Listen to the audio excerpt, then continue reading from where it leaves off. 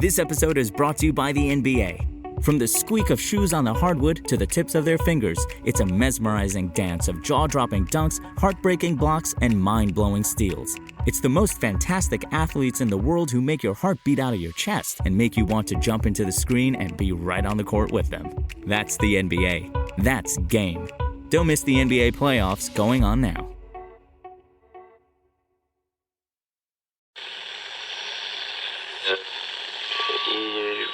Empire.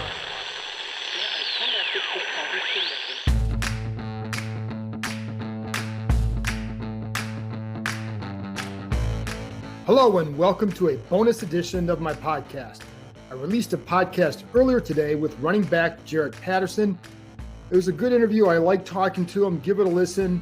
But in light of today's news regarding the fine of the Washington football team, I wanted to discuss this topic with Michael Phillips, the Richmond Times Dispatch, what this all means and what he thinks of it.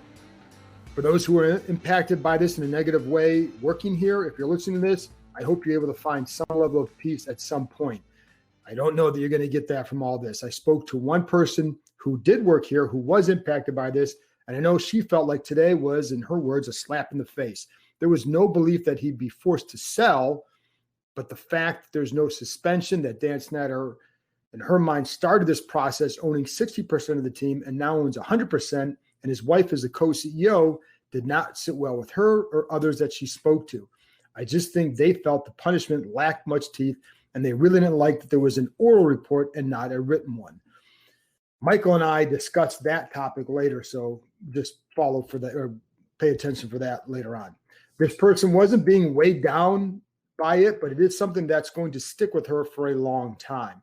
And I don't think she's alone in that. And what they also felt is that perhaps they weren't heard the way they hoped they would be. In the end, that's what people want. They wanted a voice, and they didn't feel like they had a voice for all this when this team, when they worked for the team.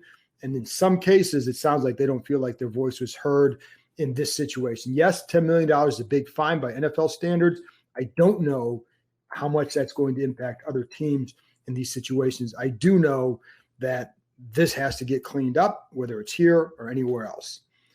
I wrote an analysis of the situation on ESPN.com that's up now. My job is to analyze, and I don't think people always get that. Some won't be satisfied unless they just crush the NFL, crush Snyder. It's not really what I'm asked to do. I'm asked to analyze the situation without being able to process it beyond maybe a couple minutes. So that's what I did to the best of my ability. If you don't like it, I apologize. Anyway, let's get to my conversation with Michael Phillips from the Richmond Times Dispatch.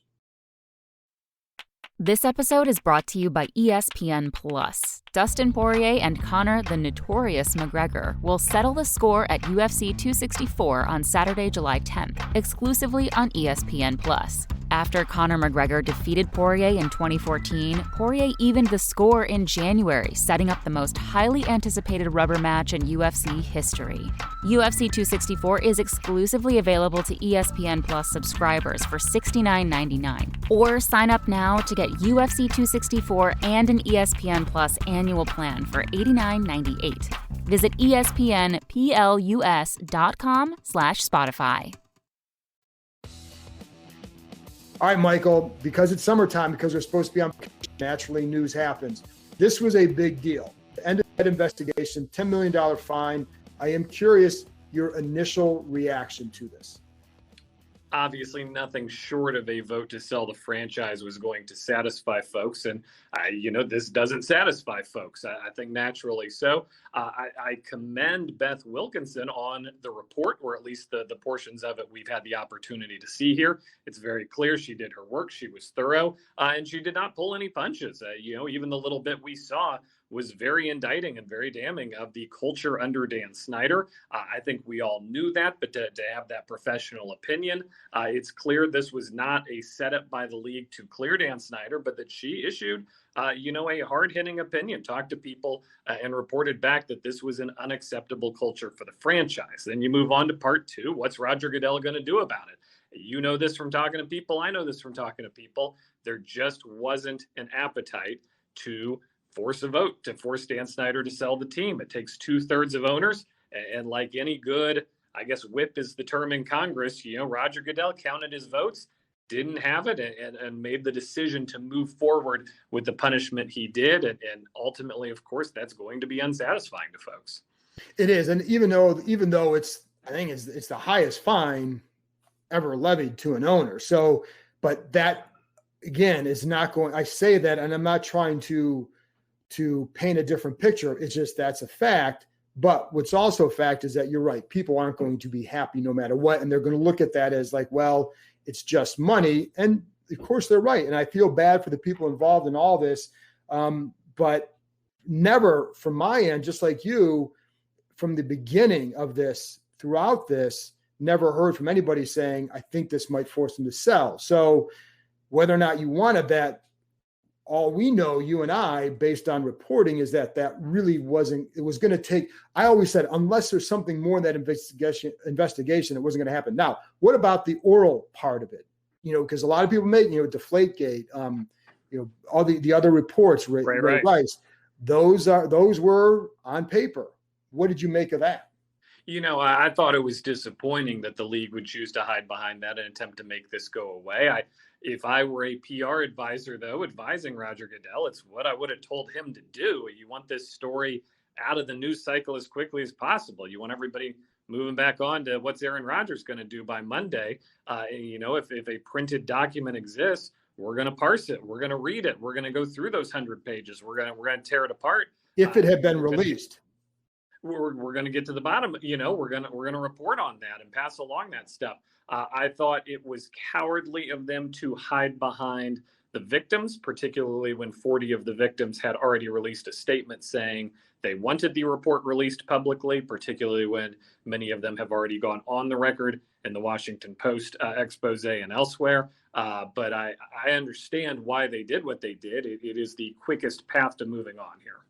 And that's a good point. And I agree with that. It is unfortunate that there isn't. I do think because what they want is the report to be made public. Even if there had been a written report, doesn't mean they would have made it all public. But that the chance for it leaking would have existed because somebody was going to be upset that it didn't get out. That's how leaks occur. So that would have kept the story alive. And I think that's a good point. I do think I feel bad for the people who are victims and what they want in all this, because it's hard to get the retribution that you feel you want unless there's a harsh punishment, unless it's all laid bare. So I do have sympathy for that end of it. Yeah, you raise a great point. Of course, anything written down was going to get out eventually. There's just too many people sniffing around, too many people asking questions around the league, too many people who don't appreciate the Snyders and what they've brought to the table. I do think that it raises just an interesting question here of what does Dan Snyder do in his double secret probation here? That's not a suspension, a voluntary removal from activities. How much influence will he have? I think, if you pulled the fan base, there's a very high trust level in Jason Wright and Ron Rivera, as there should be. I think keeping Dan Snyder away from that is probably something people support. But then you look at the Wall Street Journal interview earlier this week where Dan Snyder says, hey, I've realized I need to be more involved here. And you just kind of hear the fans shouting, no. Well, not just the fans. And it's like the number of former employees who I've talked to over the last year who have said, Dan will never change. Now, he's never gone through anything like this either. So I don't think he's going to turn into a completely different person, but maybe you do understand that you came this close to losing something that is important to you. Maybe you don't change just as a person, but you change the way you operate your business. And I think that's where we go back to Jason Wright and Ron Rivera, and they brought up in that conference call the league did about the importance of them in this organization and why they felt comfortable moving forward, that at least certain changes had been taking place at the top spots to make them feel more comfortable. Do you have that kind of confidence in them? I have total confidence in Ron Rivera and Jason Wright, left alone to lead the operation. As you know, of course, they're not the owner, though, and the owner has ultimate say. And I think it's silly to suggest that Dan Snyder, in this self-imposed stepping away, won't seek to, make his input and make his mark. And, what's the question that always hovers around here? What happens when Ron Rivera goes 6-10 or 6-11 now in the new schedule?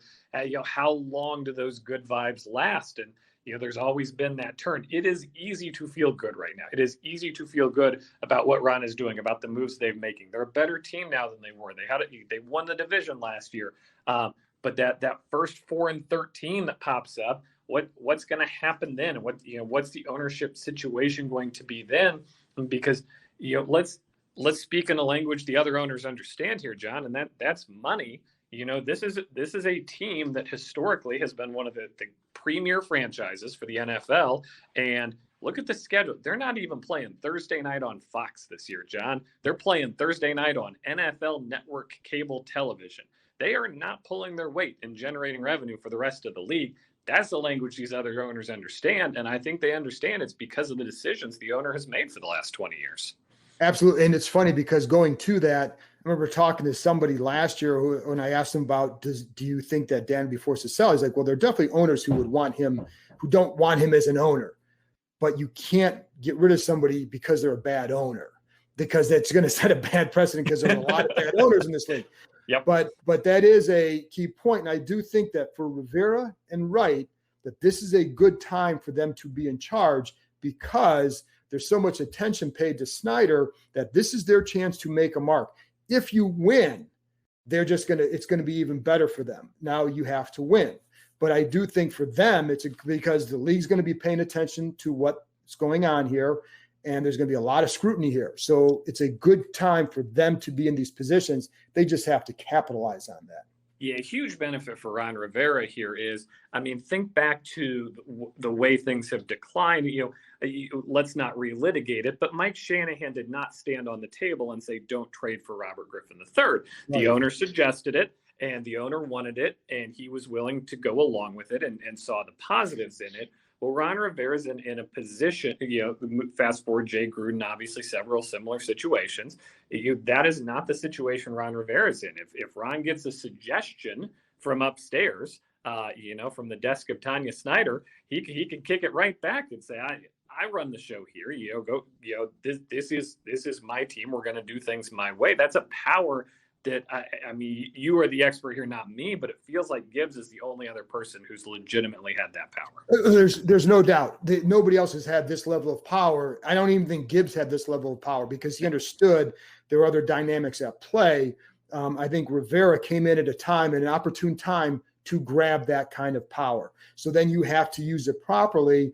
And I do think that if Tanya Snyder comes and say, hey, we want to go trade for this guy next offseason, he can say, well, that's fine, but from a football standpoint, we can't do that. We don't have to do that. But you get that power if you keep winning. You maintain that power if you keep winning. So that's going to be a big key here going forward. Will this all work? I think just from a football standpoint, if they win this year, it can. Do you think that this organization can, last question here, do you think this organization can truly now change and be one that people, enjoy rooting for again? Or do you with all these changes that have been made and with all this stuff, and is it now behind them, and can they really move forward and handle it the way they need to? We live in such a short news cycle world that, feels like these off seasons drag on forever. But I'll say this, 2019 was so long ago, John, but I think it was really jarring all year going to FedEx Field and seeing the stadium half empty, seeing the stadium full of Detroit Lions fans, seeing the stadium full of New York Jets fans, the visiting team just coming in and taking over. And that didn't tell you anything about the visiting teams. That told you the fan base is gutted here. There's no fan base left. There are very much hardcore fans that enjoy the team. There are hardcore fans that watch at home every week and enjoy the team, but they have made that decision not to commit financially, not to commit to the whole big package, the season tickets, getting the tattoos, all that. They're waiting and seeing, and this will be a multi-year project. And I think these are the correct steps. I think these are the correct first steps to take. I think they're on the road. Can they stay on that road for 4 years? Can they stay on that road for 5 years? However long it will take to really truly win back those cautious fans who are just kind of tired of the bait and switch that happens around here. I think they are on the path. I am very curious to see if they finish it. Right. And I think my last point too, along with those lines, is that they want something they can be proud of rooting for. That's what, if you're not going to win, don't be a bad organization. And for years, that's what they've been saddled with, not winning and not a good organization, get made fun of around the league. And nobody wants that. And I feel for these fans, and I feel for the people who went through all these issues, because it's not easy and you can't put that behind you. And I feel for them. I really, really do. But I think from his standpoint, learn from Jack Kent Cooke, hire good people and get the hell out of the way. It's not about him being more involved. It's about overseeing and hiring the right people and letting them use their voice, because a lot of people here over the years said a lot of things that have been done in the last year. This is what they've been advocating before in the past. They just weren't heard or listened to. Listen to these people, hire the right people, listen to them, and then reap the benefits. That's what I say. That's a walk-off. That's why I enjoy the time report right there. There you go. Let's drop it, Mike. Drop the mic, Mike. Thanks for coming on, Michael. Always appreciate it. Good time. See you soon. This episode is brought to you by Simply by Frito-Lay. These days, you have a lot going on. But now, thanks to Simply by Frito-Lay, you have one less thing to worry about. So kick back and enjoy your favorite Frito-Lay snacks with ingredients to feel good about, like Simply Blue Corn Tostitos, sea salted Ruffles, and even white cheddar Cheetos Puffs. All made with no artificial colors or flavors. Enjoy what you love and look for Simply brand snacks online or at a store near you. This episode is brought to you by HP Plus. In a world full of smart devices, shouldn't your printer be smart too? It is with HP Plus. These printers know when they're running low, so you always get the ink you need delivered right when you need it. Plus, you save up to 50% on ink, so you can print whatever you want, as much as you want, anytime you want. Huh, that is pretty smart. Get 6 free months of instant ink when you choose HP Plus. Conditions apply. Visit hp.com/smart for details.